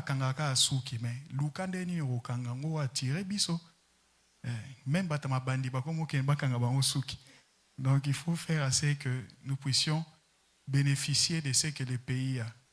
Il y a beaucoup de gens qui sont au Congo. Moi je reviens du Congo. Moi chita simambangu pour préparer le chemin pour notre voyage missionnaire l'année prochaine. J'en profitais aussi pour voir la famille et tout le monde. Mais il y a des gens qui ont des idées, mais qui ne savent pas où commencer. On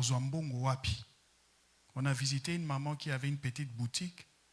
Fonds de commerce ne les même pas $100. Tosombi wa bonbon, on fait un don. Elle était très contente avec ce qu'on a donné là pour multiplier ce qu'elle avait. Mais ici, il y a des fonds. Vous aurez les fonds et vous pouvez devenir quelqu'un dans ces pays. Vous êtes quelqu'un, je ne dis pas que vous n'êtes pas quelqu'un. Quand je dis quelqu'un, donc, pour chez Kembi. Amen. Donc, c'est possible ici. Ne nous résumons pas à être des travailleurs de quelqu'un. Nous pouvons nous-mêmes aussi devenir des patrons et employer d'autres. Amen. Sori Congolais, il y a Hyundai. Il y a une compagnie congolaise, ils ont travaillé, ils ont foutu bien, et puis ils ont balingala. Mais ils ont comme Sanzambe, n'est-ce pas? Il y a une compagnie aussi à training à Lingala. Et pour Bimi, aux 8 mois brevet, c'est bon, non? C'est ce que nous voulons être. Molim est belé, mais il faut aussi lire comment est-ce que la société fonctionne. Amen. On va prier. On va clôturer ces instants. J'aimerais que tout ce que vous venez d'apprendre, que cela est sous kana kaete, et sous kana mutute, kenzamba sungayo, makamboyo, kipe makambokoyoka, même quand tu vas trouver maman Marie après, idée à opé, ça yoba conseil à opé, tu mettes vraiment ça à pratique, puis bimi sa vision comme palpable. Père des gloires, Dieu Tout-Puissant, Seigneur, nous te remercions pour ces instants passés en ces lieux. Nous croyons au Dieu des armées, qu'il y a un temps pour tout dans la vie, il y a un temps pour être employé, mais il y a aussi un temps pour être Seigneur. C'est lui qui va employer les autres. Tu es capable de changer les circonstances de nos vies et de nous positionner comme tu le veux. Seigneur, nous prions que tout ce que nous venons de partager en ces lieux, en ce qui concerne comment entreprendre dans ces pays, Seigneur, que nous ne puissions pas les abandonner. Allume en nous, Seigneur, les désirs, Seigneur, les feux, de travailler, de chercher à s'établir dans ces pays. Yahweh, aide-nous, Seigneur, à ne pas abandonner dans les processus et dans les démarches, Nous voulons, Père, être bénis dans ces pays et aide-nous à le faire correctement. Seigneur, laisse que chacun qui est venu avec son idée ne puisse pas l'enterrer ni l'oublier. Yahweh, c'est que nous avons partagé aujourd'hui, que cette curiosité suscite encore la démarche de chercher et jusqu'à ce que nos idées seront établies. J'ai prié, Éternel, que les projets qui sommeillent dans les cœurs de chacun puissent porter les fruits au nom de Jésus-Christ. Qu'ici paraissent, Yahweh, des entrepreneuses et des entrepreneurs qui vont être établis dans cette ville. Lorsqu'on parlera de tels services, qu'on puisse trouver une Congolaise au nom de Jésus. Lorsqu'on parlera de tels services, qu'on trouve un Congolais au nom de Jésus. Seigneur, laisse que l'excellence, un esprit d'excellence soit sur chacun de nous, que nous puissions donner un service excellent, que nous puissions être reconnus. Comme on voit dans cette ville, les Indiens sont reconnus, les Chinois sont reconnus, ils sont dans plusieurs business. Laisse qu'il y ait aussi des Congolais, des Congolaises intègres qui sont en train de faire les business dans cette ville au nom de Jésus-Christ. Père, nous nous soumettons à toi. Laisse que, Père, ta grâce et ta bonté nous accompagnent et que nous puissions manger le miel de ces pays et que nous puissions boire le lait de ces pays. C'est dans le nom de Jésus que nous te recommandons, Seigneur, toute la soirée. Veille sur tes serviteurs, veille sur tes enfants, ta servante qui nous a parlé aujourd'hui, et manifeste ta grâce dans ces pays où tu nous as établis. C'est dans le nom de Jésus que nous avons ainsi prié et demandé. Amen. En tout cas, merci pour votre présence. J'aimerais demander les jeunes de m'aider qu'on remette les tables et les chaises et puis nous allons partir. Thank you.